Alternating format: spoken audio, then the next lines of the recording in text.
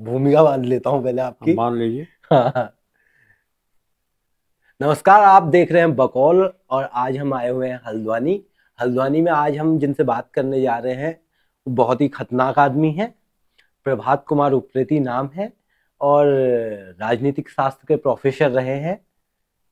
इसके बाद उन्होंने कई सारी किताबें लिखी हैं, उस पर हम बात करेंगे। और सबसे मजेदार बात यह है कि मनमौजी आदमी है, कभी भी कुछ भी बोल सकते हैं। तो धन्यवाद सर बकौल से बात करने के लिए। और कैसे देख रहे हैं सर पहाड़ की राजनीति को? आपने मतलब इतने क्लोज से राजनीति देखी है। पहाड़ की राजनीति कोई अलग राजनीति नहीं है, जो सारे देश की राजनीति है वो भी, इसकी भी राजनीति भी वैसी ही है। जी। वही भ्रष्टाचार, मतलब भ्रष्टाचार शब्द कहते हुए भी अजीब लगता है। जी। वो तो दैनिक दिनचर्या है। हाँ हाँ हाँ। तो माफिया, ये सब जो शब्द दोहराए जाते हैं, हाँ। वही पहाड़ की राजनीति भी वही है। और यहाँ पर कोई ऐसा लीडर तो रहा नहीं हम्म। कि पवार जैसा लीडर हिमाचल का कहते हैं। जी। तो यहाँ कोई दबंग वाला लीडर भी रहा ना। लीडर वो भी होते हैं जो भ्रष्ट तो होते हैं, लेकिन दबंग भी होते हैं, कुछ बन भी जाते हैं। जैसे आपके पंजाब में प्रताप सिंह कैरो था, तो उन्होंने वो भी किया, तो भ्रष्टाचार भी किया, तो बना भी दिया ना उसको, पंजाब को बना भी दिया। पहले बाद में खत्म हो गया पंजाब।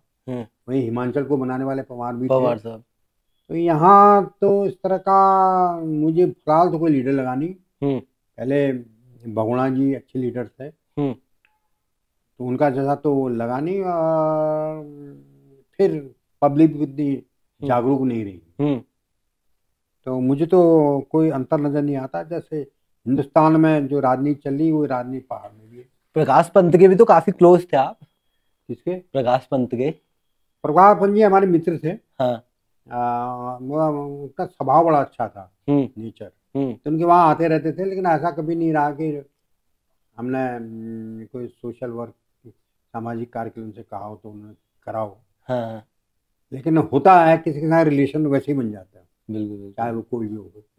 बहुत से ऐसे होते हैं जिनके जो नामी जामी भी होते हैं, उनसे नहीं बन पाते हैं। तो उनसे प्यार का रिलेशन, हमारा संबंध तो सबसे प्यार का ही रहा है। बिल्कुल। तो हमारे साथ आरएसएस वाले भी हैं, तो कॉमरेड भी हैं। और हम ना कॉमरेड हैं और ना हम क्या कहते हैं, संगी हैं। हम तो अपने ही हैं। जी हाँ। जो अपना समझता है उसी के। प्रोफेसर साहब, मतलब राजनीतिक शास्त्र एक पढ़ाई जाती है, जो पढ़ाई जाती है। जी। और जो होती है। हाँ। जब वो होती है तो कुछ और दिखती है। कि राजनीतिक शास्त्र का राजनीति से कोई मतलब है? कोई मतलब नहीं है। हाँ। राजनीति शास्त्र एक सिद्धांतिक हुआ है। हाँ। जिसको आदर्श कहते हैं ना, जहाँ आप कहते हैं ये होना चाहिए, वो होना चाहिए, शुभ शब्द जो है, ऐसा होना चाहिए, वैसा होना चाहिए। वो तो एक वह है कि राजनीति कैसे चलती है, क्या चलती है। व्यवहार में तो राजनीति अलग है, राजनीति शास्त्र अलग है, राजनीति अलग है। तो एक अनपढ़ व्यक्ति भी बहुत अच्छा राजनीतिक हो सकता है। एक बहुत बड़ा राजनीतिक वैज्ञानिक भी राजनीति के मामले में फिस हो सकता है, जैसे हम हैं। क्योंकि जब भी हमने आंदोलन किए हैं या कुछ भी है, चाहे ये पॉलिथीन का आंदोलन क्या हो, चाहे अन्ना हजारे और आंदोलन क्या, हमने देखा हम तो कुछ भी नहीं है। हमें तो लोगों ने ऐसे ऐसे 2 मिनट में यहाँ से वहाँ, वहाँ से वहाँ बेवकूफ बना दिया। तो राजनीति और राजनीति शास्त्र में अंतर वही जो एक सिद्धांत और व्यवहार में। जी, ये आंसर है आपका। और मैं ये कहना चाह रहा हूँ आपसे कि आप पे एक आरोप लगता है कि आप सच बोल देते हो। कैसा है ये आरोप? अब ये आरोप हो या कुछ हो, आरोप है, ये बिल्कुल सरासर आरोप है। हाँ, सच तो बोलता हूँ। हाँ। सच बोलता हूँ और झूठा सच भी बोलता हूँ। हाँ। झूठा सच का मतलब ये है कि ऐसा सच जो, ऐसा झूठ जो सच से ज्यादा बेहतर होता है। हाँ। लेकिन झूठ और को हमने काफी वर्गीकरण कर दिया है। जैसे कि हमारे समाज की आदत है, हम हर चीज का वर्गीकरण कर देते हैं। लेकिन बहुत सी चीजें हैं, जैसे मान लीजिए इसमें मेरा पेट में दर्द हो रहा है और आप आए, मैं आपसे प्रेम से मिलना चाह रहा हूँ, करना चाह रहा हूँ, तो मैं नहीं कहूँगा ना। तो मतलब आप कुछ अजीब से लग रहे हैं, आप मुझसे कहेंगे, मगर नहीं नहीं, मैं बिल्कुल ठीक हूँ। झूठ तो है, झूठ तो है, सच हाँ ज्यादा बेहतर है। सही बात, ठीक है। यहाँ पे मैं एक बात कहना चाह रहा था कि आ, आपने इतना साल राजनीति शास्त्र पढ़ा है और राजनीति को बहुत क्लोज से देखा है, कई नेताओं को आते जाते देखा, और उत्तराखंड की राजनीति तो काफी क्लोज से देखी है आपने, हाँ, चाहे गढ़वाल की हो चाहे कुमाऊं की हो। हाँ, ये आरोप भी है आप पे कि फिर भी आपने राजनीतिक शास्त्र पे कोई बेहतरीन किताब नहीं लिखी जो आप लिख सकते थे, क्योंकि आपसे बेहतर कोई नहीं समझ रहा था इन चीजों को। नहीं, आपके लेखन में दिखता है। नहीं, मैंने सियासत उत्तराखंड लिखी है। सियासत उत्तराखंड बेहतरीन किताब है, हाँ, लेकिन एक राजनीतिक शास्त्र में को डेडिकेटेड किताब, मुझे उसमें कोई दिलचस्पी नहीं रही कभी। ये भी हो सकता है क्योंकि मैंने पीएचडी नहीं करी।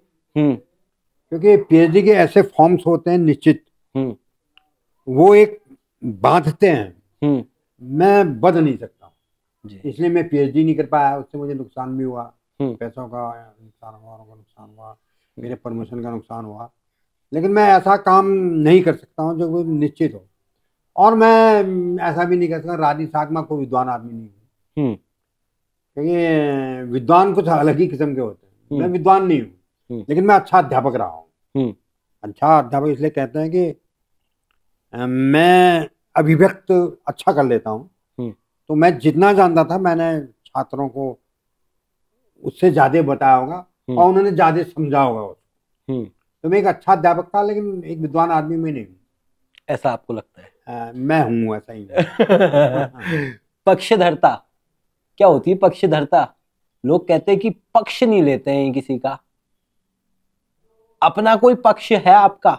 मेरा कोई पक्ष नहीं, मेरा पक्ष उसी का है जो भी प्यार से मिला, हम उसी के बोलिए। हाँ, जिसने प्यार और मोहब्बत से जो मिल गया वो हो गया। आप आ गए हैं, आपने प्यार से कहा कि साहब इंटरव्यू लेना है आपका, मुझे बहुत अच्छा लगा, और हम तो प्यार के दीवाने हैं। जिंदगी में कुछ नहीं है, जिंदगी में एक प्यार ही ऐसी चीज है कि जो जिसकी परिभाषा नहीं है, जो परिभाषित नहीं है, जिसका कोई वर्गीकरण नहीं किया गया है, लेकिन वो सबसे ऊंचा ठहरता है और लोगों को वास्तविक रूप से बांधता है। प्यार एक ऐसी चीज है जो बंधन युक्त है, लेकिन आजाद करता है।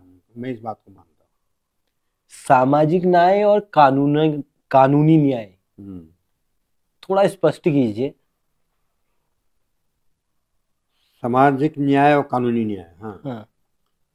सामाजिक न्याय को वो नहीं है, ऐसे में जो विद्वान लोग हैं वो चीजों को बहुत घुमा फिरा करके वो कर देते हैं। अगर आप सामान्य शब्द में, सामाजिक न्याय वो है जो समाज, जहां पर समाज की समानता हो। समाज की समानता का मतलब यह है जहां पर सबको उसकी योग्यता के अनुसार काम मिले, योग्यता के अनुसार वो रहे। बिल्कुल। और कानून तो एक वो है, क्या कहते हैं, दस्तावेज है जिसमें कोई दरवाजे नहीं है। ये है तो ये है, ये तो ये है। मतलब जो सामाजिक न्याय है वो तो एक खिड़की है खुली हुई, जिससे हवा आ रही है। लेकिन कानूनी न्याय तो एक बंद हुआ है, एक दस्तावेज है कि भाई ये करना है तो ये करो, ये करना है तो ये करो। जी, ये अब्सर्डिटी एक यूज करते हैं आप शब्द, बेतुकापन कहूंगा जिसे मैं। अब्सर्डिटी और सिख मेंटेलिटी, सिख समाज की सिख मेंटेलिटी, अच्छा, दो टर्म आप अधिकतर यूज करते हैं। लोग करते हैं, आप भी करते हैं। ठीक है। हाँ, मैं ये कहना चाह रहा हूं कि तो जब आपको इतना बेतुका दिख रहा है समाज, तो फिर आपकी फिलॉसफी किधर टिकती है? हमारी कोई फिलॉसफी नहीं है, मेरा कोई दर्शन नहीं है। देखिए, कोई भी चीज जो आप बांधता है, जो आपको एक निश्चित सांचे में डालता है, वो मुझे कतई पसंद नहीं है। मुझे ये भी पसंद नहीं है। अब्सर्डिटी समाज में विसंगति जिसको बोलते हैं, जी, विसंगति है। हम विरोधाभासी जीवन जीते हैं। जैसे हमारे स्पिरिचुअलिज्म में भी है, एक तरफ तो हम कहते हैं कि जो होना है वो होएगा, दूसरी तरफ आप कहते हैं कि जैसा कर्म करोगे वैसा ही पाओगे। दो विरोधाभासी तत्व नहीं है। और आदमी सबसे ज्यादा विरोधाभासी जीवन जीता है। और हमारे दर्शन में तो बहुत ही ज्यादा विरोधाभास कि एक पंडित जो है वो आपको बेवकूफ बना रहा है, मुल्ला आपको बेवकूफ बना रहा है, जो कह रहा है ये करोगे तो ऐसा होगा, वो करोगे, ये संगति जो है और हम वो करते हैं। और क्योंकि हमारी डीएनए में वो सब घुसा पड़ा है, वो विरोधाभास। तो विसंगत ये समाज है। क्योंकि जैसा आपने कहा कि साहब जो मना है वो कह देते हैं, सच बोलते हैं। तो ऐसा है कि इसलिए है क्योंकि मैं इन चीज़ों को जो मतलब जो रियल चीज़ है, जो वास्तविक चीज़ है, वो तो बहुत ही सहज और सरल है। आपको भूख लगी है तो आपके पूरे हार्मोन्स को बताएंगे आपको भूख लगी है जी। लेकिन दूसरी चीज जो चालाक आदमी होता है, कनिंग आदमी होता है, उसको आप कभी नहीं समझ पाएंगे क्योंकि उसमें अंदर बहुत विसंगतियां हैं, वो बहुत आपको वो करता रहता है। तो ये है। यहाँ पे मैं अपने दर्शकों को बता दूं कि सर ने बहुत सी किताबें लिखी हैं। पगलाए लोग, सफदर हाशमी पे एक किताब है, सफदर, एक आदमकद। हाँ, एक आदमकद इंसान, ठीक है। उसके बाद पहाड़ में नशा, गांव गांव में, और अभी जो एक किताब आई है वो है खेद है। क्या खेद है साहब? खेद है तो मेरे दिमाग में ऐसा आया कि हम वहां पर 6 लेक की चढ़ाई चढ़ रहे थे, तो गरिमांग की तरफ जाता है जी। तो वहां पर पीडब्ल्यूडी ने हर जगह लिखा हुआ था असुविधा के लिए खेद है, बहुत जगह देखेंगे असुविधा खेद है। मैंने कहा वास्तव में इस पहाड़ के लिए या देश के लिए खेद है कि इतने साल के बाद भी न रोडें बन पाई हैं, न पानी है, न कुछ है, और सारा गांव, जितने भी गांव हैं वो स्वाश्रित है, सरकार ने उनके लिए कुछ नहीं किया। उसी में मैंने इसी में खेद है में लिखा है कि रास्ते में हमें एक कर्नल साहब मिले जी, वो भी पैदल जा रहे थे, हम भी पैदल जा रहे थे, ऐसी हमारी बातें हुई। तो उन्होंने कहा देखिए साहब, ये देखिए हमारा जवान जो है 45 साल में बूढ़ा हो जाता है, 40 साल में बूढ़ा हो जाता है, 45 साल का जवान 60 साल का लगता है। क्यों? इतनी भारी चढ़ाई में जो है उसको जाना पड़ रहा है, इतना ज्यादा बोझ लेकर। हम सोचते हैं हमारा जवान टफ, लेकिन यह अप्राकृतिक चीज है जी। जिससे जिस तरह से पहाड़ की औरतें समय से पहले बूढ़ी हो जाती हैं, पहाड़ का आदमी समय से पहले बूढ़ा हो जाता है क्योंकि उसको अति श्रम करना पड़ता है जी। तो चीन ने तो रोड तक बना दिया, हम अब तक न रोड बना पाए हैं। सामने नदी बह रही है, आपका पानी नहीं है। मुझे याद है कि मैं काली गंगा के पास में वहां पर था, वहां पानी नहीं था, बिल्कुल सामने नदी बह रही है, पानी क्योंकि वहां पानी नहीं। और भैंसे को पानी पिलाने के लिए वो 4-6 किलोमीटर दूर जा रहे थे। तो इसीलिए हमने कहा कि जो एक खेद है वास्तव में खेद है, इसलिए मैंने उसको कहा। बिल्कुल। तो सर एक बात ये आ रही है कि एक तो आप कह रहे हैं कि रोड नहीं है बॉर्डर पे, फिर आप ये रोड ही नहीं, जो मूलभूत आवश्यकता है नहीं है, मान लेते हैं रोड भी उसमें से एक, सड़क भी एक अंग है उसका। तो दूसरी तरफ शिलकियारा में टनल भी ढह रही है, तीसरी तरफ जोशीमठ में दरारें भी पड़ रही हैं। तो फिर ये अंतर्विरोध को कैसे समझा रहे हैं आप? ये अंतर्विरोध ये है कि जो विकास का हमारा ढांचा है वो पूंजीपति ढांचा है। उसमें कंपनी विशेष को, सरकार विशेष को ही लाभ हो रहा है जी। आदमी की व्यवस्था को देकर के नहीं हो रहा है। जैसे मैं एक पैदल यात्रा में गया था, वहां बोयल एक जगह है, वहां इतने बड़े बड़े केले हैं। वो कह रहे इन केलों को हम भैंसों को खिलाते हैं क्योंकि यातायात तो है ही नहीं। सही बात है। वहीं पर आपके नैनी जगह हम गए थे, वहां पर बेमौसम वाला आम हो रहा था। अच्छा। अंधाधुन आम हो रहा था। कोई मुस्लिम जो वो था ट्रक वाला था, वो उनको ले जा रहा जी। और हमारे पहाड़ के लोग वहां बैठ के गपशप मार रहे थे, ये देखो वो ये सारा हमारा वो जो है बाहर वाला ले जा रहा है। मैंने कहा तुम क्यों नहीं ले जा रहे, तुम तो यहाँ बैठ के सुबह शाम तक गप मार रहे हो। तो हम यही कह रहे हैं कि कुछ योजनाबद्ध ढंग से नहीं हो रहा है। योजनाबद्ध ढंग से कब नहीं होता है? जैसे आपके माता पिता हैं, वो योजनाबद्ध ढंग से काम अगर करते हैं, मेरा बच्चा पढ़ेगा, आगे बढ़ेगा, तो योजना बनाता है। हमारे वहाँ कोई योजना नहीं है। हमारे वहाँ योजना ये है कि पूंजीपति को लाभ हो, एक ही व्यक्ति विशेष को लाभ हो, पूंजीपति को लाभ हो, सरकार को लाभ हो, सत्ता में उसको लाभ हो।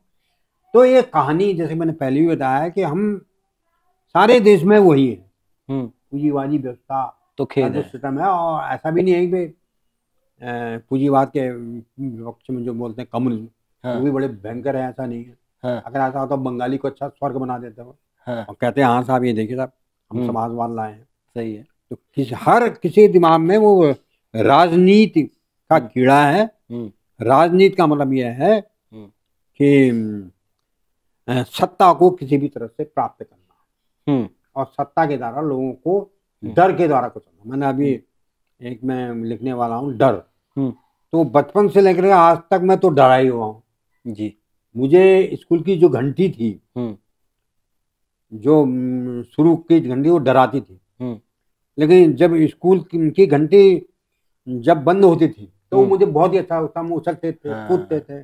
हमें पहले से ही डरा दिया गया है। मतलब थाना हमें डराता है, वकील हमें डराता है, अस्पताल हमें डराता है। हम डरे हुए लोग। तो डरे हुए लोग क्या कर पाएंगे? तो ये सारी की सारी तो सत्ता जो है डराती जी, और डरा करके वो लाभ प्राप्त करती। और ये सब के सब पूंजीवाद के इंस्ट्रूमेंट हैं। हाँ, पूंजीवाद के इंस्ट्रूमेंट है। तो पूंजीवाद सामाजिक चेतना को, पहाड़ की सामाजिक चेतना को कैसे प्रभावित कर रहा है? सामाजिक पूंजीवाद तो सामाजिक चेतना को प्रभावित करता ही नहीं है। नहीं करता है। पूंजीवाद तो एक तरह से कैंसर टाइप का है। हाँ। वो लग जाता तो लग जाता। जैसे आपका ये मोबाइल ही है। हाँ। आप मोबाइल है, ये है, कैमरा है, ये कुछ चीज कर रहे हैं जी, लेकिन आदमी तो पूरा मशीन के बस में हो गया ना। आपका जो गांव है जी, सुमेश्वर गांव बड़ा फेमस है। सारी उत्तराखंड में उसके अलावा उपज कहीं नहीं होती जी, ये सारा सुमेश्वर छोड़कर लोग चले गए हैं। हाँ। है नहीं। हाँ। वो जो प्रकृति से जुड़ा हुआ जो था वो नहीं है। और हमारी टेक्नोलॉजी उसके अनुसार नहीं बनी हुई, खुशियों के लिए नहीं बनी हुई। हमारी टेक्नोलॉजी मार्केट के अनुसार बनी है। हमारी टेक्नोलॉजी में उत्तेजित करती है कि साहब आप वो वाला डांस करो, वो दारू पियो तभी नाचो। तो आदमी बिना दारू पे क्यों नहीं नाच सकता? हम तो नाचते हैं, हम तो कोई दारू नहीं पीते हैं, लेकिन जहाँ भी ढोल बजता हम नाचने लगता है, मजा ले लेता है। बिल्कुल। तो जो हमारी जो नेचुरल है, जो हमारी प्रकृति है, जो हमारा स्वभाव है मानव का, आनंद लेना, हमारा उद्देश्य आनंद, उस आनंद को टेक्नोलॉजी ने खराब नहीं किया है, बल्कि पूंजीवादी ने ही ऐसे बनाया कि अधिक से अधिक महंगा मोबाइल लिया जाए, अधिक से अधिक वो किया जाए। अब धीरे धीरे के बाद ये आर्टिफिशियल इंटेलिजेंस आ जाएगी, तो आप क्या करोगे? आप क्या करोगे? भूइयां सोलोगे? आप क्या करोगे? कुछ नहीं, हमारे पास करने के लिए जाएगा कुछ नहीं। और खाएंगे भी तो कितना खाएंगे, खा करके पेट खराब हो जाएगा, पेट खराब हुआ तो दिमाग खराब हुआ, फिर पागलपन की हरकत करेंगे, फिर दारू पी करके ही आनंद को प्राप्त करेंगे, वैसे नहीं कर पाएंगे। तो कभी कॉमरेड रहे आप? मैं कभी कॉमरेड नहीं रहा। लेकिन मैं क्योंकि राजनीति शास्त्र का विद्यार्थी रहा तो मैं मार्क्सवाद को पढ़ाया है। बिल्कुल। और कॉमरेड में उस अर्थ में कॉमरेड रहा हूँ जिस अर्थ में होना चाहिए। हाँ, मतलब साथी। बिल्कुल। जैसे आपने मुझसे वो एक चीज कही, हाँ, तो चाहे जान चली जाए, हाँ, अगर मैं उसको कर सकता हूँ मैं करके रहूंगा। हाँ, जैसे आप मुझसे कहेंगे साहब वो आपके फला फला है, साहब वो हमारा एक काम करा लीजिए, अच्छा का सही काम, मतलब तो मैं मेरे दिमाग में कीड़ा लग जाएगा, हाँ यार ये तो करा। जब तक मैं नहीं करूँगा तब तक मैं चैन नहीं लूँगा। तो मैं ऐसा कॉमरेड हूँ। और कम्युनिज्म प्रभावित करता था, ऐसी बात नहीं, कम्युनिज्म प्रभावित करता है, लेकिन उस अर्थ में कॉमरेड नहीं हूँ जिस अर्थ में लोग उसको यूज करते हैं, इस्तेमाल करते हैं। क्योंकि कोई भी विचारधारा जो है अगर उसकी खिड़की बंद हो गई तो फिर वो भी धर्म बन जाती है। आप कम्युनिज्म में भी धर्म हो गया। हाँ जी, क्योंकि खिड़की तो खुली नहीं है। अगर जैसे धर्म कहता है, जैसे इस्लाम है, चाहिए है, अगर ये करोगे तो ये होगा, ये करो ये करो, ये आप कर ही नहीं सकते हो। इस्लाम भी कहता है आप ये कर ही नहीं सकते, यही आप करोगे। और अन्य धर्म भी ऐसे ही कहते हैं। तो वैसे आप वो भी कहता है, कम्युनिज्म में कहता है मार्क्स के अनुसार चलोगे तो चलोगे, नहीं चलोगे। फिर वहां भी चेंज हो गए। इनका टॉटस्की अच्छा बोलता था, दूसरा कहता माओ ज्यादा सही बोलता था। वो क्यों विभाजन हुआ उनमें? अगर मान लीजिए मार्क्सवाद सही था, वो विभाजन इसलिए हुआ कि लीडर बन गए। जैसे हमारे पास सीपीआई था, सीपीआई-एम हुआ, सीपीआई-एमएल हुआ, फिर माओवाद हो गया। क्यों हुआ है? सब अपने अपनी लीडरशिप पकाने लगे। तो सत्ता तो यही करती है, सत्ता में तो लीडरशिप का झगड़ा है। तो लीडर जो बनेगा तो वो अपना एक अलग से बना लेंगे, नहीं यार ये मेरी उसमें नहीं चले, ये बना लो। तो जो आदमी होना चाहिए वो तो कोई कहीं है ही नहीं। ये बहुत खतरनाक हमारे समाज के लिए है। और अगर ये हाल नहीं तो आप देखेंगे यार, मौसम परिवर्तन है, वो है, सब कुछ है, 50 साल के अंदर ये दुनिया नहीं रहेगी ऐसी जैसी है। हमारे आने वाली जो पीढ़ी है वो बहुत फ्रस्ट्रेटेड रहेगी और बहुत खराब स्थिति रहेगी। यही कीड़ा था जो प्रोफेसर प्रभात उप्रेती को पॉलिथीन बाबा बनाता है। हाँ था, क्योंकि मैं बहुत ज्यादा नहीं कर सकता था। क्योंकि मैं इतना टैलेंटेड आदमी नहीं हूँ या इतने हिम्मती मेरे अंदर नहीं है कि मैं क्रांति कर देता। ना इतना मेरा दिमाग है। क्रांति के लिए खाली जोश ही जोश नहीं चाहिए, दिमाग भी चाहिए, गोटी फिट करने वाला भी होना चाहिए। वो सब मैं नहीं था, लेकिन जो सामने गलत है उसको देख के तो मेरा आदमी खून जलता है। जब मैं गोपेश्वर में ही था, गोपेश्वर मैंने देखा पॉलिथीन उड़ रहा है, वो कर रहा है, मैंने कहा ये तो बहुत खतरनाक चीज है। तो मैं उसको कर सकता था, इसलिए मैंने उसको किया। मेरे अंदर जो है, मेरे अंदर उतनी हिम्मत नहीं है। लेकिन अगर मैं किस गलत काम को देख करके भी नहीं कर पा रहा हूँ तो वो मेरे अंदर और पछतावा पैदा करती है। मैंने कहा मैं इसको कर सकता हूँ, तो मैंने उस आंदोलन को खड़ा किया। लोग कहते हैं साहब उसके बाद भी क्या है, पॉलिथीन तो पूरा पड़ा हुआ है। तो मैंने कहा उससे क्या होता है जी, आप असफल हैं कहते हैं ना। हमने कहा मैं असफल नहीं हूँ, पब्लिक असफल है। सही है। मैं तो वैसे ही सफल हो जाता हूँ जैसे इस देरी से बाहर निकल जाता हूँ कि एक भूखे को खाना खिलाता हूँ, एक कुत्ते को ही रोटी देता हूँ, तो मैं तो वहीं सफल हो गया, भले कुत्ता वो मुझे काट दे। तो है, हम हैं तो हैं, जितना कर सकते हैं हम करते हैं। गानी इतनी टैलेंट थोड़ी है मैं कि हम कर सकते हैं, न उतना त्याग था। हाँ, त्याग से याद आ रहा है, ये उत्तराखंड में कम्युनिज्म की जड़ें क्या क्या है? आप एक प्रोफेसर हैं इसलिए ये सवाल पूछ रहे हैं। उत्तराखंड में कम्युनिज्म जड़ें वही हैं जो हिंदुस्तान में। अच्छा वही है? हाँ वो सेम है, वो कहीं कुछ नहीं। लाल घाटियां क्या कहाँ है? ज्योग्राफी से पता नहीं, मुझे मैंने तो कभी देखी नहीं नहीं है। ठीक है। लाल घाटी उत्तराखंड उसको कहते थे, उत्तरकाशी को कहते थे। हाँ। लाल घाटी, वहां पर कमलाराम नौटियाल हुआ करते थे। हाँ। तो वो भी कॉमरेड थे। तो ये जो उत्तराखंड क्रांति दल है, ये भी कॉमरेडों से ही निकला हुआ दल है क्या? ये तो फ्यूजन वाले लोग हैं। हाँ। असल में यह है कि जैसे उत्तराखंड जनसंघर्ष स्वानी थी या अन्य थे जो यहाँ पर मूवमेंट हुए हैं जी, चिपको के उसके मूवमेंट हुए हैं, मन बचाओ आंदोलन जी, ये फ्यूजन वाले हैं। हाँ। मौका पड़ने पे सर्वोदय हो गए, मौका पड़ने पे कम्युनिज्म हो गए। तो कम्युनिज्म और सर्वोदय का फ्यूजन हो गया, जबकि कहाँ सर्वोदय है कहाँ कम्युनिज्म हुआ। दोनों में अलग रास्ते हैं। यूकेडी को जिम्मेदार मानते हैं आप? कतई नहीं मानता कि उत्तराखंड बनने के बाद जो यूकेडी का विलय हुआ इधर उधर, मतलब अपनी पोजीशन नहीं बना पाई यूकेडी, तो कुछ जिम्मेदार मानते हैं? कोई जिम्मेवारी नहीं थी। हाँ। ये अक्सर तो लोग कहते थे चंदा खाने वाली पार्टी है कहते थे।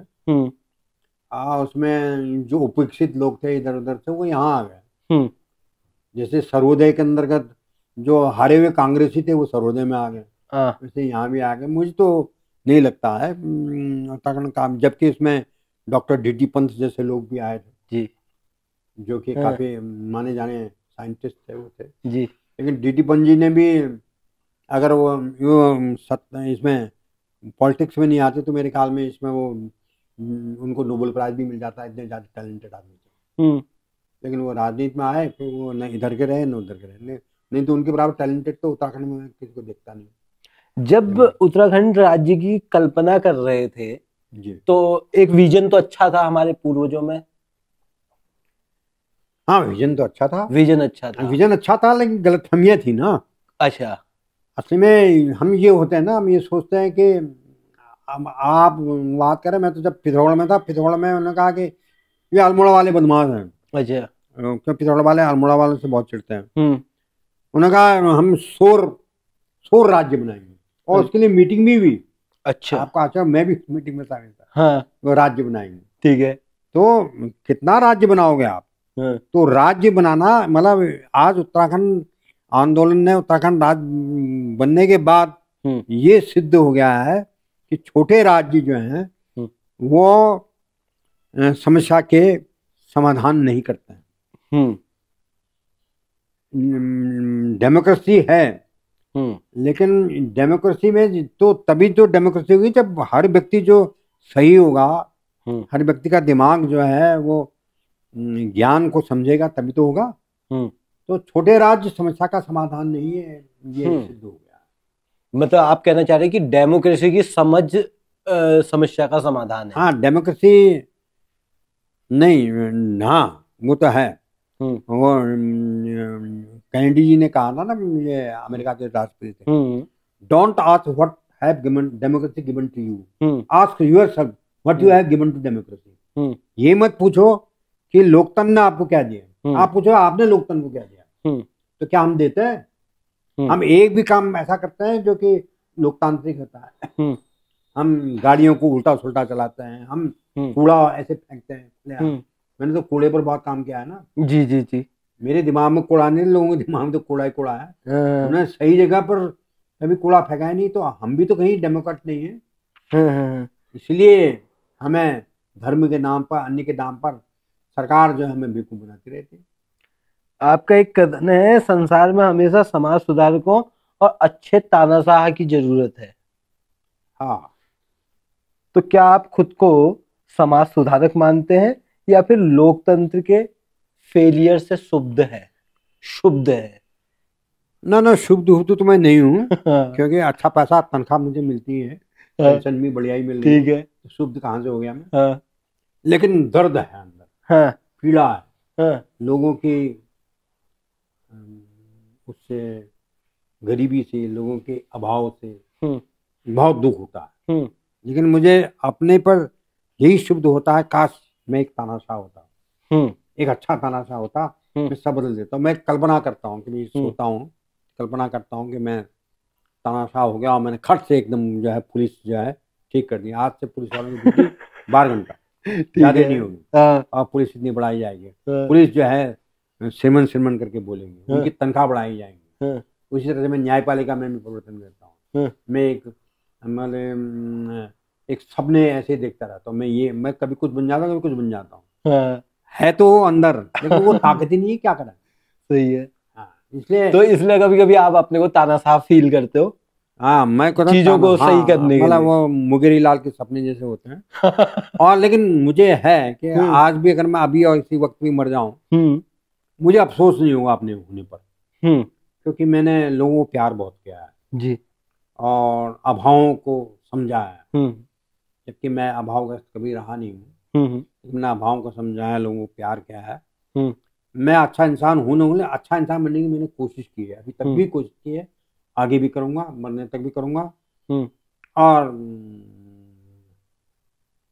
अच्छा करूंगा। सफदर हाशमी ने कितना मोल्ड किया आपके जीवन को? जितना एक मित्र करता है। अच्छा। हाँ, उसके साथ मेरी मित्रता थी, कोई वैचारिक संबद्धता नहीं थी। मतलब जैसे आप, मैं एग्जांपल देता हूँ कि सफदर हाशमी वहां पर थे, एक दिन गर्मियों के बाद खूब बरसात हुई, तो उन्होंने कहा, मेरा ऊपर मकान था, तो नीचे से उन्होंने कहा, उपरेती चलो भीगते हैं। हम गए खूब भीगे। फिर वहां पर बरसात का पानी आया था, उसमें हमने छप छप छप छप किया, और सारे रास्ते हम खामोश रहे, कुछ नहीं बोले। वो आए, फिर वो मैं अपने घर चला गया, वो अपने घर चले गए, हम खूब भीगे, कहीं कुछ शब्द नहीं है, कुछ नहीं। यही मेरे उनके साथ संबंध, भीगने का संबंध। सही। कुंवर प्रसून बहुत अच्छा इंसान था, बहुत ईमानदार इंसान। वो मेरा शिष्य रहा है, जब मैं टेरी में था तो 6 माही की एग्जाम होते थे। तो मैंने एक कॉपी देखी तो उसमें लिखा था, लीजिए मैं आ गया हूँ नंबर 1 सवाल। फिर उसके बाद खड़ा था, ओ बहुत ज्यादा तूने लिख दिया है, अब मैं आता हूँ नंबर 2 सवाल। कहा ये आदमी कौन है भाई? तो मैंने वहाँ अपने शिष्यों से पूछा, सही है भाई ये कौन है कॉर्पोरेशन का? था तो ऐसा ही है, बहुत अच्छा इंसान, बहुत ज्यादा सिद्धांतवादी। जब ये पौड़ी के अंतर्गत मन्नू दाई जो इसने उमेश डोभाल का मर्डर किया था, कत्ल किया था, तो वही एक ऐसा व्यक्ति था, पत्रकार था, जिसने कहा नहीं ये गलत है। मनमोहन सिंह जो है ने अगर उमेश डोभाल का मर्डर किया है तो हम उमेश डोभाल से भी सवाल करते हैं कि जब तुम माफियाओं के खिलाफ लिख रहे हो और शराब माफिया के खिलाफ लिख रहे हो तो तुम उसकी दारू पीने क्यों जाते हो? अच्छा, तुम उसके उसमें होटल में दारू पीने क्यों गए? सही है, मतलब दारू भी उसी की पियो, हाँ, करो भी उसके खिलाफ। हाँ, तो मैं इसके अनैतिक कहता हूँ। हाँ, जितना ज्यादा उन्होंने शेड्यूल कास्ट के बारे में लिखा, हाँ, उससे अच्छा किसी ने नहीं लिखा। हाँ, हम कहते हैं हिंदू धर्म इतना है, बढ़िया है, क्या है, क्या सनातन धर्म है आप बताओ? जहां पर और जगह तो अमीरी गरीबी के बाद आदमी संघर्ष करता है, एक अमीर होता है एक गरीब होता है, उसमें डिफरेंस हो जाता है। यहाँ तो बचपन से आपने डिफरेंस कर दिया, बचपन से कह दिया तू ये है, तू ये है, तू ये है। आपने तो उसके डीएनए में ही वो डाल दिया। आज भले ही हम शेड्यूल कास्टों की बात करें, लेकिन आज भी बड़ा सा ब्राह्मण या बड़ा ठाकुर जो है शेड्यूल कास्ट को अभी भी उसकी मानसिकता ऐसी है कि वो अगर आ गया तो ज्यादा पसंद नहीं करेगा। वही मैं कह रहा हूँ, अगर मैं प्रभात कुमार उपेन्द्र के पहले प्रभात आर्या होता है, प्रभात कुछ और होता जी, तो मेरे ख्याल में शायद लोग बहुत नहीं सुनते, ऐसे ही बोलता रहता है, क्या है ये बोलते हैं लोग। तो हमारे डीएनए में ही डाल दिया गया, जो असमानता पैदा होती ही डाल दी गई। तो किस सनातन धर्म की बात आप कर रहे हो? तो यही मैं कहता हूँ, तो ये कोर पर्सन ने इन सवालों को जवाब दिया। उसने जो एक किताब वो लिखी थी युगवाणी में, बहुत अच्छा लिखा था, याद नहीं आ रहा मुझे, उसमें ये लिखा था उन्हें कि ये जो द्वीप है जी, शेड्यूल कास्ट जो द्वीप है वो है, ये इनको उत्तराखंड से क्या मतलब है? इनको तो आपने क्या नहीं, हम कहते हैं ना हम पहाड़ के लोग बड़े अच्छे हैं जी, हम महिलाओं को आजाद रखते हैं। अरे तुम क्या महिलाओं को आजाद रखते हो? महिला रोटी भी बना रही है, खाना भी बना रही है, वहां से लकड़ी भी ला रही है, वापस आने में आपकी पिटाई के लिए भी तैयार है। तो आजाद तो आपने इसलिए रखा कि आप काम नहीं कर रहे हो। आपने कहा चलो तुम आजाद हो जाओ। आजाद नहीं करते तो घर का काम कौन करता? वही आप शेड्यूल कास्टों की बात करो, हमारे वहां तो कुछ नहीं होता, लेकिन आप सारा वो देखा, आप पूरी हिस्ट्री देखा, हमने भी कोई कमी नहीं करी शेड्यूल कास्टों को तंग करने के लिए, शेड्यूल कास्ट को तंग करने के लिए। तो हमारा समाज कहाँ? हमारे वहाँ बहुत से लोग कहते हैं कि पहाड़ में समाजवाद है। क्या पहाड़ में समाजवाद है?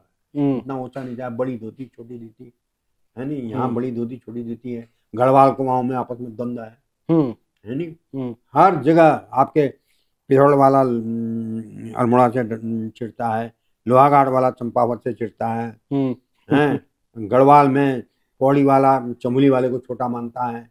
जगह जगह हर उसमें ये सब एक दूसरे श्रेष्ठता का हमारे वहाँ है। ऐसा मैं बड़ी धोती हूँ, तुम छोटी धोती हूँ। एक बार की बात है, उसका नाम नहीं बताऊंगा मैं, मेरी किताब भरी थी संघर्ष उत्तराखंड, मैंने लिखा हुआ था, तो एसडीएम साहब थे वहाँ पर, तो मैंने कहा आपको अगर कोई किताब कोई लेना चाहे ले लेगा। तो हमने एक ठाकुर साहब मानते उनसे कहा, उन्होंने आप ले लो। तो उन्होंने क्या कहा, मैं ब्राह्मणों की किताब नहीं पढ़ता हूँ। अच्छा। तब मैंने एसडीएम से कहा आपने किसको को बोल दिया? जिसका दिमाग हो वही तो पढ़ेगा। सही बात है, इसका दिमाग ही नहीं।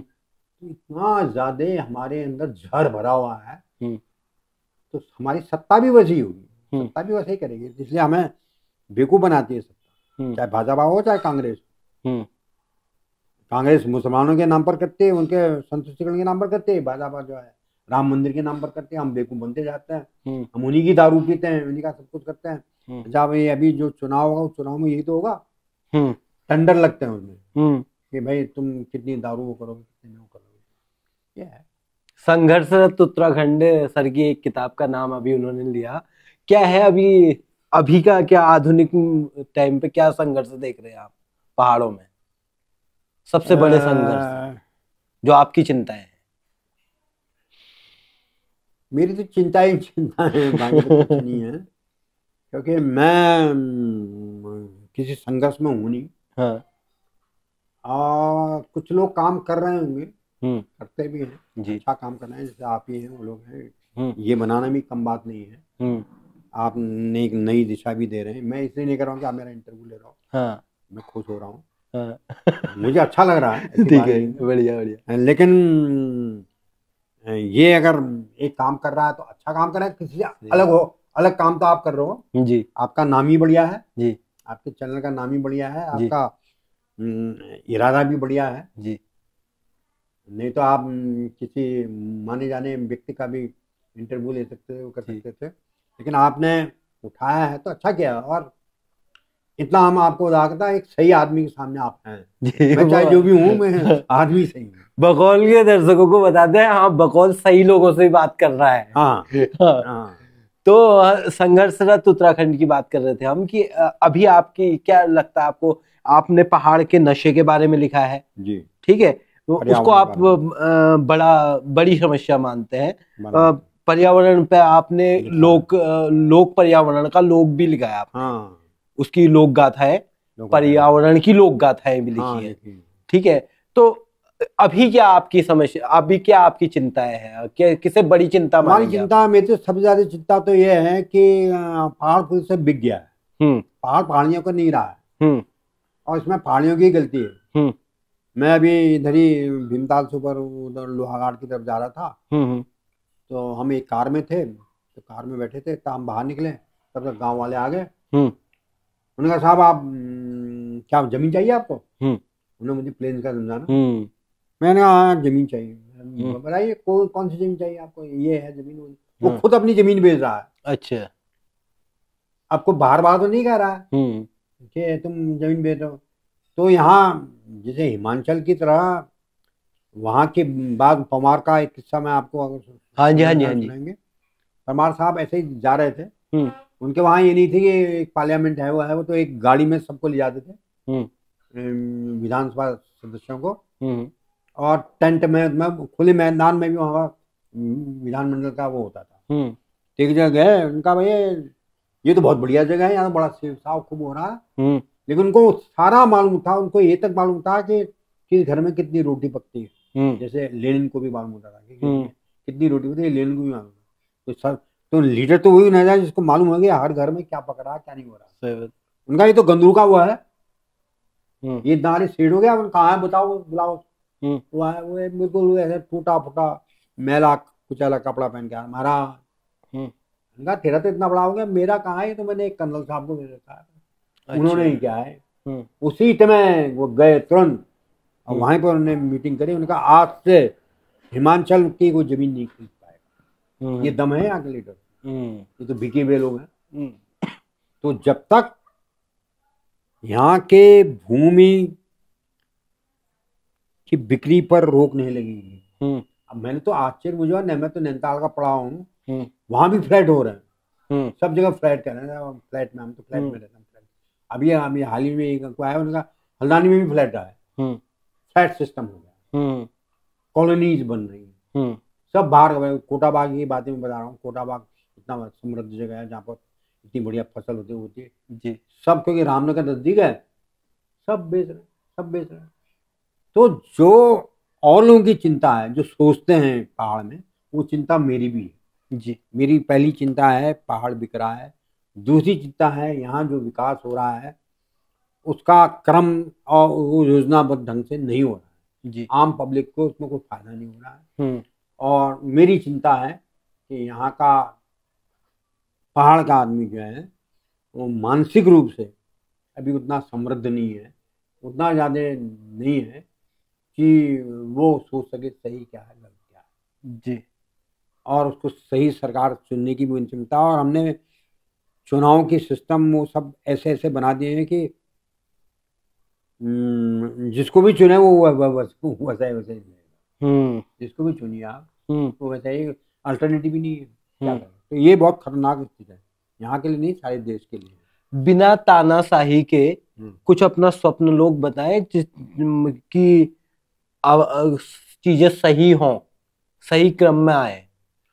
सही क्रम में तानाशाही वाले में तो आपने मुंगेरी लाल वाले तरीके से तो नहीं हो पाएगा। हाँ हाँ, तो कुछ और बताएं कि चीजें पटरी पे लौटे। सही सिस्टम यही है। हाँ जैसे आप भी नौकरी कर सकते थे, हाँ, आप भी नौकरी करके ज्ञान आन भी दे सकते थे। हाँ, ऐसा होना चाहिए, वैसा होना चाहिए। हाँ, लेकिन आपने एक अलग वो किया ना। हाँ, है वैसे तो इतना भारी रेगिस्तान है जी, उसमें एक कहीं आपने पेड़ लगा दिया, कुछ नहीं, लेकिन एक अच्छा काम तो आप कर रहे हैं जी। मुझे मालूम नहीं आगे चल के आप क्या करेंगे। हाँ जी, फिलहाल तो मुझे अच्छा लग रहा है कि आप ठीक लोगों है। का इंटरव्यू ले रहे हैं, आपके दिमाग में आ तो रहा है, हाँ, आप लोगों से पूछ रहे हैं कि हाँ साहब क्या है क्या नहीं, क्या हो सकता है। तो तरीका यही है। हाँ, फिलहाल आप जहाँ हो, जैसे हो, हम्म, अच्छा काम करें। जैसे मैं जहाँ भी था, मैं डिग्री कॉलेज में था, बल्कि एक ने मुझसे ये भी कहा, मुझ पर इल्जाम लगाया, यार ऐसा आप तो डिग्री कॉलेज में ऐसे आपकी सारी बात सुनते हैं। हैं? हाँ, मैंने कहा हो सकता है, ये भी है, सही बात। आपकी तो अच्छी मोटी खासी मोटी तनख्वाह है, हाँ, तो आपको कोई चिंता तो है नहीं, आप कर रहे हो। हाँ, लेकिन मैं उन लोगों को बहुत अच्छा मानता हूँ जो वाकई कर रहे हैं। हम बहुत से लोग काम कर रहे हैं। एक आईआईटी ने पागती ये है, हाँ, नवीन पांती, उन्होंने एक अलग ढंग का वो बना लिया है। बिल्कुल। बहुत से लोग फूल भी खिला रहे हैं, बहुत से लोग रिजॉर्ट भी बना, अच्छा खास किस्म का रिजॉर्ट भी बना रहे हैं। ये जो छोटे छोटे काम हैं, यही इसको आगे ले जाएंगे, इसी को नहीं, सारे देश को। बहुत से लोग हैं, आप देखते होंगे टीवी में, उसमें कुछ लोग अनाथों के लिए काम कर रहे हैं, कुछ लोग, अभी एक महिला का इंटरव्यू में ले रहा था कि वो जो महिलाओं को, लड़कियों को भगाया जाता हो जाता उसको काम बिल्कुल, लोग काम तो कर रहे हैं, ऐसी बात नहीं। मतलब कोई भी धरती जहाँ आदमी जैसा प्राणी सैपियन है, वो कभी अभावग्रस्त नहीं हो सकता है।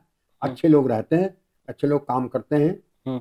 ये दुनिया कभी अभावग्रस्त अच्छे लोगों के लिए अच्छे को नहीं रहेगी, और काम होगा और हो भी रहा। कुछ सवाल हमारे पास आए हैं सोशल मीडिया से, तो अगर आप इनका जवाब देना चाहें तो अच्छी बात है।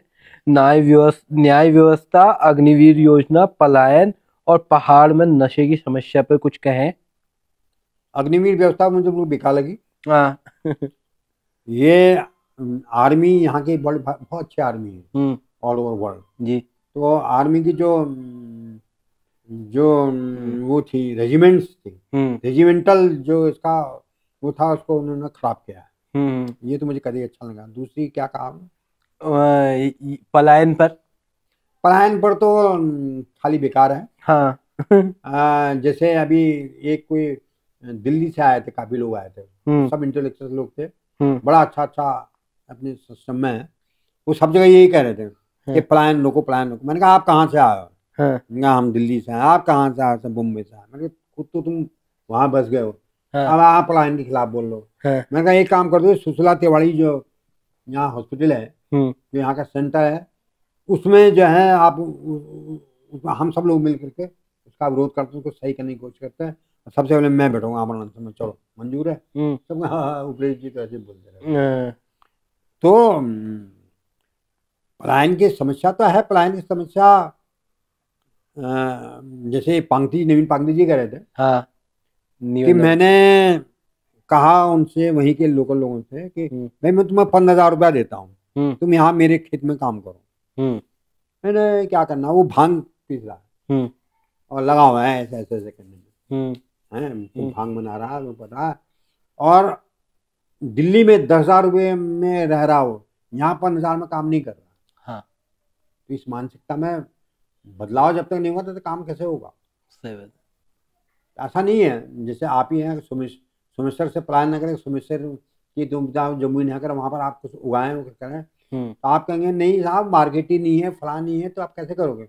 बहुत से लोग काम कर रहे हैं, बिल्कुल, तो खूब सब्जी भी उगा रहे हैं। मैं तो जो मैंने किताबें लिखी, उन किताबों में ये लिखा है। इसलिए मेरठ के किसान ने जब ये गाँव में पढ़ा था, तो उसका फोन आया था, सर पता नहीं आप कौन है, क्या है, लेकिन मैंने किसानों पर लिखी पहली किताब पढ़ी है, मैं आपको बधाई देना चाहता हूँ। बिल्कुल।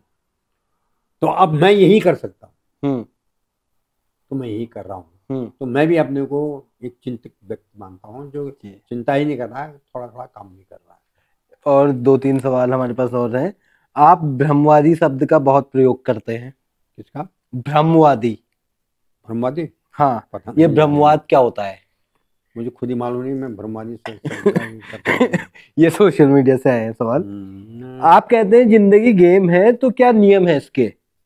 हार जीत क्या होती है इसकी?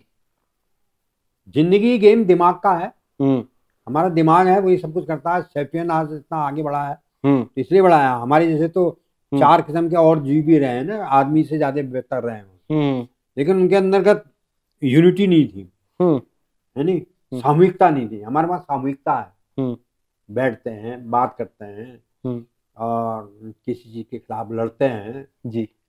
तो इसीलिए हम बचे हुए हैं।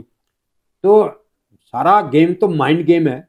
अभी आप मान लो मुझे कि अरे यार ये तो बेकार है, इसका इंटरव्यू क्यों लिया, खाली टाइम पर बात किया, तो आपका दिमाग वैसे पड़ जाएगा। सही बात है। अभी आप दिमाग का नहीं यार, आदमी तो ठीक ही रहा है, आगे लिया है, गलत तो नहीं लिया, सही बात है, दिमाग वैसा हो जाए।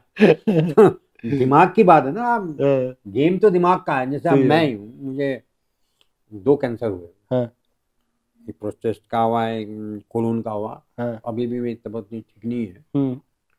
तो जब मैं एम्स के अंदर गया तो मेरे दिमाग में 2 ही चीजें आई, या तो मैं रोऊं या फिर मैं कुछ और करूं। मैंने कहा मैं क्या कर सकता हूँ? मैंने कहा मैं लिख सकता हूँ। तो मैं इंटरव्यू ले लेने लोगों को जी, भाई तुम्हें कैंसर कैसा हो, क्या हो। थोड़ी देर बाद देखा मुझसे बात करें, थोड़ी बार हाँ ये वो पता ही नहीं कि साहब कैंसर भी हो रहा है किसी को, एम्स वाला है। धीरे धीरे मैंने किताब लिखनी शुरू की। मैंने पूरी किताब लिख दी, और भले वो अभी छपी नहीं है जी। उसका नाम है लाल बिल्डिंग की डायरी। अच्छा, वहाँ जो कैंसर का हुआ है ना, लाल बिल्डिंग डायरी। तो गेम तो दिमाग का है जी। या तो मैं रोता या मैं हंसता। तो मैं हंस गया, मैंने लोगों से बात की, धीरे धीरे धीरे सब लोग मुझे वहाँ डॉक्टर ही समझ लगे, क्या पता है डॉक्टर है क्या है। लोग मेरे पास आने भी लगे, मैंने किताब भी लिख दी और मैं ठीक भी हो गया जी। तो गेम तो माइंड का ही, माइंड गेम है। हार जीत क्या है इस गेम की? हार जीत कुछ नहीं होती है। जैसे सफल असफल भी कुछ नहीं होता। मैं तो अपने को सफल ही मान रहा हूँ, क्योंकि मैंने अपनी दिल की और आत्मा की आवाज़ सुनी है। हार जीत कुछ नहीं होती है। क्या हार है क्या जीत है? मान लीजिए कल ही आप वो करें, मेरा इंटरव्यू न दें, यार छोड़ो यार बेकार नहीं दे, तो मुझे दुख थोड़ी हो ना, मैं हार थोड़ी गया हूँ। मैंने कहा ठीक है, मेरा तो टाइम कट गया, मैं तो बुजुर्ग आदमी हूँ, अकेला बैठा रहता हूँ। आप आए 2-2.5 घंटे हो गए, मेरे लिए तो एक दिन बन गया है। आप जैसे अच्छे लोग, मैं नहीं कह सकता हूँ, लेकिन मैं तो अच्छा ही मान रहा हूँ। भले बाद में वो करते हैं, लेकिन हम तो पॉजिटिव ही मान के चल रहे हैं ना। क्या हार में क्या जीत में किंचित नहीं भयभीत में, किंचित नहीं भयभीत में। भयभीत तो सबसे ज्यादा तब होता है, एक भाई वाला भी होता है ना घुमक्कड़ी में, जब नई चीजों को एक्सप्लोर कर रहे होते हैं हम लोग। नहीं, वो मैंने आपको पहले बताया, मैं बहुत डरा हुआ आदमी हूँ। हाँ, मैं डरता हूँ तो, लेकिन मैं साहस पैदा करता हूँ। नहीं, वहां पर धोखा नहीं है। हाँ, शेर आपको धोखा नहीं देगा। वहां पर कहा है कि जब आप माउंट में चढ़ते हो, हाँ, तो कहते हैं कि आदमी एक गलती दोबारा नहीं दोहराता जी। अरे एक बार उसका पाँव गलत बढ़ गया तो नीचे भूल चला गया वो, हाँ, आप क्या दोहराएगा वो। सही बात है।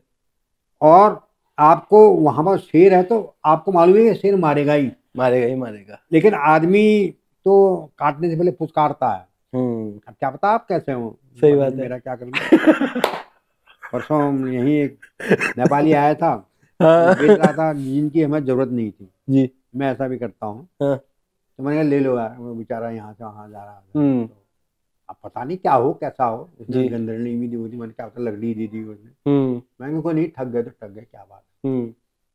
लेकिन वही जे कृष्णमूर्ति हों, चाहे ओशो हों, चाहे जो बड़े बड़े विचारक हों, वो सब यही कहते हैं कि हम जो आदमी हैं आनंद की खोज में जी, और उसके तरीके अलग हैं।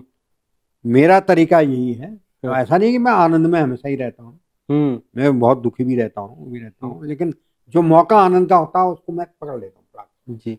और मेरे अंदर हिम्मत नहीं है लेकिन हिम्मत को मैं पैदा करता हूँ जी, साहस पैदा करता हूँ।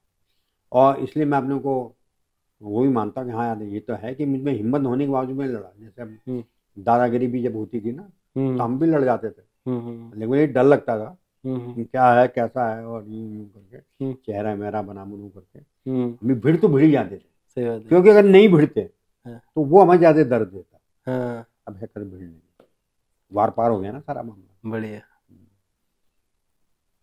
कुछ टिहरी आंदोलन के बारे में? टिहरी आंदोलन कौन सा? ये कौन सा वाला? हाँ, डैम वाला। डैम का आंदोलन देखिए, यहाँ जितने भी पर्यावरण आंदोलन हुए हैं, हाँ, चाहे चिपको आंदोलन हुआ है, चाहे शराब आंदोलन हुआ है, चाहे डैम के आंदोलन हुआ, ये होते हैं और खत्म होते हैं। कुछ का पेशा होता है, वो करते हैं, पब्लिक बेवकूफ बनती है और होता वही है। आनंद सिंह बिष्ट हुए हैं, बड़े एक्टिविस्ट हुए हैं चिपको मूवमेंट में जी, मैं उसको हमेशा कोट करता हूँ। मतलब चिपको आंदोलन अंगू को पेड़ के लेकर के था, अंगू को पेड़ की को आम आदमी को मिलना चाहिए, लेकिन वो नहीं मिला, उल्टा हम पर वन अधिनियम लागू हुआ जी, है नी जी। तो उन्होंने कहा कि चिपको अंतर्राष्ट्रीय ख्याति तो प्राप्त कर गया, लेकिन वह चीज प्राप्त नहीं कर सका, वो अंगू का पेड़ प्राप्त नहीं कर सका जिसके लिए वो लड़ा गया।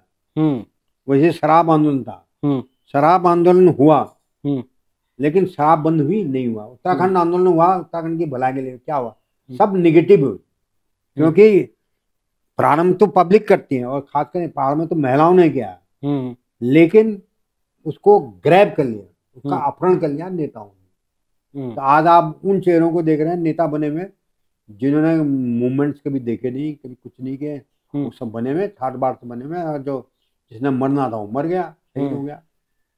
तो कोई भी आंदोलन सफल नहीं हो पा रहा है, इसलिए सफल नहीं हो पाता कि पब्लिक के आंदोलन जो है उनको ग्रैब कर लिया जाता है, उसका अपहरण कर लिया जाता है।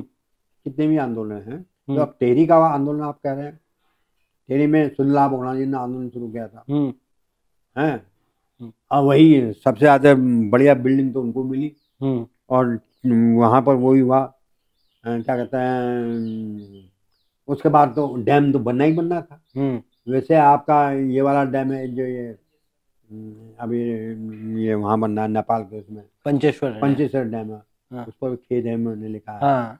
उसमें आधे से लोगों ने मुझसे तो ये कहा कि अरे ये डूब जाए, बढ़िया ये क्यों, क्योंकि इसने तो बनना ही बनना है। वो पर्यावरण कुछ दिन आएंगे, अल्लाह अल्लाह अल्लाह अल्लाह करेंगे, जो बात करेंगे, वो तो उनका बिजनेस है। मतलब समाज सेवी भी बिजनेस करते हैं, जितने समाज सेवी है कम ऐसे लोग हैं जो बिजनेस नहीं करते, वो बिजनेस कर रहे हैं। मैंने कहा चले समाज, बल्कि एक बार जब मैं पहले जाता था मुंशियारी की, तो किसने मैंने कहा आप क्या हैं, मैंने कहा हम समाज सेवक हैं। मैंने कहा ये भी ना वो आ गया, एक नेता थे समाज सेवक। सही है। तो ये सब विद्रुपताएं चलती रहती हैं जीवन में। मैं नहीं मानता हूँ, कुछ अच्छा भी कर रहे हैं, कुछ बुरा भी कर रहे हैं, दुनिया ऐसी ही चलती है, और इसलिए हमें ज्यादा अफसोस नहीं करना चाहिए। लेकिन जो आप कर सकते हो, अगर आप अच्छे हो तो आप उसको करो, तो वो आपको मजा देगा, आपको आनंद दे रहा ना। सही बात है, आप करो। कुछ छात्र आपके जो भविष्य जो निकल गए, सही जगह पहुंच गए, जिनसे आप सही जगह पहुंच गए नहीं, जिनसे आप सेटिस्फाई हो कि यार मैंने इससे पढ़ा, अच्छा लगा मुझे। एक किताब है, नाम याद नहीं मुझे, क्या किताब है, जापानी किताब है वो, शिक्षा पर, नाम याद नहीं। इकाई गई हाँ नहीं, वो लाइफ स्टाइल पे है। तो जान, हाँ, तो जान में उनका जो लेखक है वो ये कहता है कि मुझे नहीं मालूम कि मेरे जो शिष्य हैं वो बहुत बड़े पदाधिकारी हुए हैं, बड़े बड़े वो हुए हैं, लेकिन मुझे मालूम है कि वो जहाँ भी होंगे अच्छे इंसान होंगे और आनंद ले रहे हो, क्योंकि शिक्षा का उद्देश्य है अभय पैदा करना, अभय, और दूसरा जो है आनंद की स्थिति में लोगों को रखना। तो वही मैं भी अपने शिष्यों के लिए कहूंगा कि जितने मेरे शिष्य होंगे जो मुझसे प्रभावित होंगे, वो जहाँ भी होंगे, जैसे भी होंगे, वो अच्छे ही होंगे, और समाज को कुछ नहीं दे रहे होंगे तो समाज से छीन भी नहीं रहे होंगे। जैसे कुछ तो हमारे नेता नेता भी बन गए, लीडर भी बन गए, उनको छोड़िए, बाकी तो सॉरी। तो मुझे लगता है मुझे सबसे ज्यादा जिंदगी में पढ़ाना ही सबसे अच्छा लगता है। इसलिए जब मैं अपनी क्लास में जाता था मुझे याद ही नहीं रहता था कहाँ क्या है कैसा है, और क्योंकि ट्रांस की स्थिति में होता था, जब मुझे पता भी नहीं चला 45 मिनट कब भी नहीं, क्या वो मुझे पढ़ना बहुत अच्छा लगता था। और जब हड़ताल हो तो बड़ा दुख होता था, आज मैं पढ़ा नहीं पाऊंगा। मैं तो लास्ट तक पढ़ाता हूँ। जैसे हमारे वहाँ आते हैं ना, वो पूछते हैं तो सर वो पढ़ाई होगी तो, और कहते हैं कितने हैं क्लास में, तो साहब 250 हैं। कितने आओ तुम लोगों ने? चारों को क्या पढ़ाना, जाओ सबको ले आओ। लेकिन मैं होता था, मेरे पास आते थे, वो कहते हैं गुरु जी पढ़ाएंगे। मैंने कितने हो भाई? मैं नहीं कह रहा कितने, मैंने कहा खोलो, मैं साहब 2 ही हैं, तो कोई बात नहीं तुम ही पढ़ो। ठीक है, मैं उनको पढ़ाता था तो वो कहते हैं गुरु जी ने क्लास ली, फिर और आते फिर मेरे को भीड़ हो जाती। तो मैंने ईमानदारी से जिंदगी में जो क्या है पढ़ाया है वो मेरी सबसे बड़ी उपलब्धि है, दिल से और पूरा गहराई से पढ़ाया है। ये मेरे लिए गेन है। पेंशन से ज्यादा, पेंशन तो महत्वपूर्ण है ही लेकिन उससे भी बढ़िया मुझे वही लगता है जब गुरु जी प्रणाम। तो अब जो ये महाविद्यालय खुल गए हैं कस्बों तक, इन्हें कैसे देख रहे हो आप? ये पॉलिटिकल रूप से हैं, देखें ये तो घाम तापने वाले एजुकेशन सिस्टम पे जरा घाम डालिए। वो इसीलिए है क्योंकि पॉलिटिकल लीडर्स को मालूम है रोड हम नहीं बना सकते हैं, पानी हम वो नहीं कर सकते हैं, तो डिग्री कॉलेज बना दो। वो किसी दुकान में भी खुल जाए, शटर खुला, अब खुल गया। तो एक हमारे साथी थे, तो मैंने कहा कैसा चला? यार मैं ही चपरासी हूँ, मैं ही कलेक्टर हूँ, मैं ही प्रिंसिपल हूँ, मैं ही पढ़ाने वाला हूँ जी। और मैंने एक वो पीतल की वो ले रखी है, घंटी ले रखी है, जब शाम होती है तो मैं उसको लेकर के अपने तकिए के नीचे रख देता हूँ, कोई चोर न देकर ऐसे ही चल रहा है। तो डिग्री कॉलेज में ना बहुत आसान है ना। हमने देखिए हमने डिग्री कॉलेज में, तो ये तो बहुत ही विद्या का नाश मार करके रखा हुआ है। और सबसे ज्यादा मुझे लगता है शिक्षा जो है वह क्राइम है, चाहे हायर एजुकेशन हो चाहे माध्यमिक एजुकेशन हो, शिक्षा को ऐसे बना दिया गया बिल्कुल क्रिमिनल है।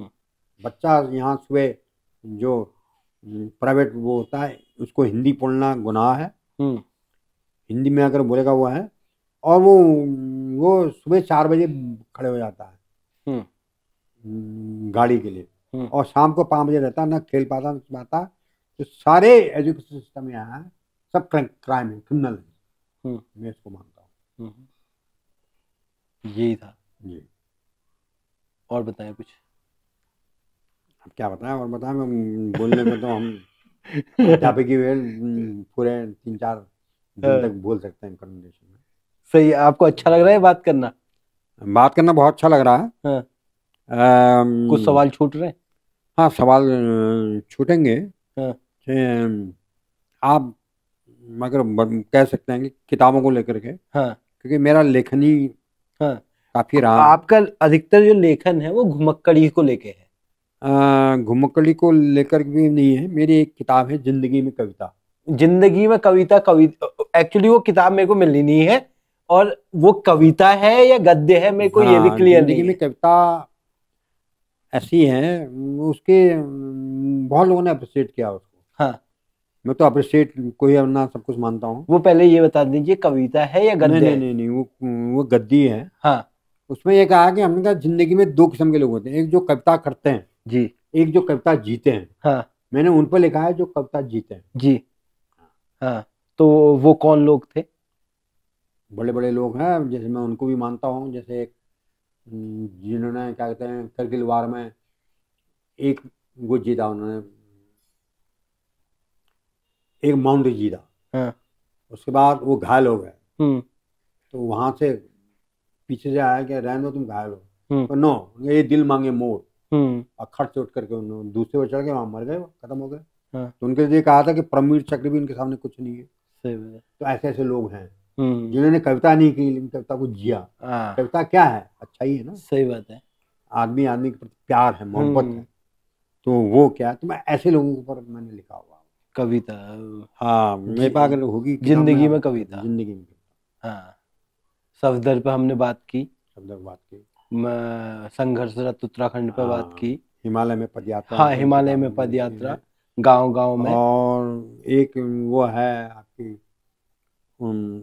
उत्तराखंड की लोक और पर्यावरण गाथाएं। बिल्कुल, वो किताब है, तो आप पढ़ा आपने? नहीं, पढ़ी नहीं। उसमें पर्यावरण गाथाएं बहुत अलग जोड़ा है आपने। हाँ, क्योंकि लोक पे तो हर कोई लिख रहा है। हाँ, पर्यावरण गाथाओं पे सारी कुछ पर्यावरण बताएं। गाथाएं सही है वो। हाँ, बताएं कुछ। मैं आपको किताब दे दूंगा वो।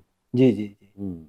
कुछ खास पर्यावरण गाथा कोई आपको याद आ रही है जो चलनी चाहिए, जो हमारे दर्शकों तक पहुंचनी चाहिए?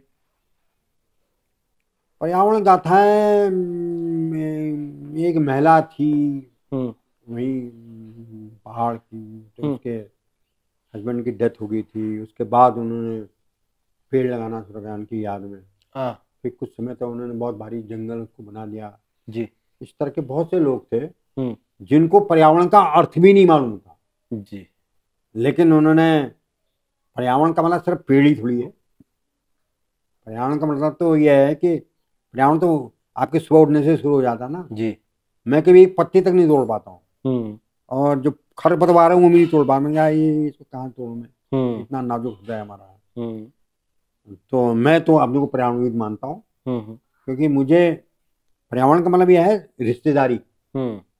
हम सब एक रिश्तेदारी तो हैं जी। मैंने कहा पेड़ नहीं है, पत्थर नहीं है, सब हमारे रिश्तेदार हैं। हम एक दूसरे के साथ हैं, एक दूसरे के साथ जुड़े हुए हैं। तो हम तो दूसरों की परवाही नहीं कर रहे हैं। तो पर्यावरणविद वो है जो कि सारी प्रकृति को, सारे आदमियों को, सारे जानवरों को वही माने। हमारे ग्रंथों में भी कहा गया कि जो वही ईश्वर है जो उसको प्यार करता है, जो कुत्ते में भी ईश्वर को देखता है। एक गाथा मैं बता दूं आपको कि मेरे पिताजी प्रिंसिपल थे जी, वहाँ छिनका, वहाँ गमसाली में। तो एक बार ऐसा हुआ कि वहाँ सफाई कर्मचारी आता था जी। तो उसमें तो वो सर्विस वाली होती थी कि लेटने ले जाते थे लोग कर रहे थे। तो वो नहीं आया, और वहाँ बहुत ज़्यादा लेटिन हो गई और बदबू हो गए।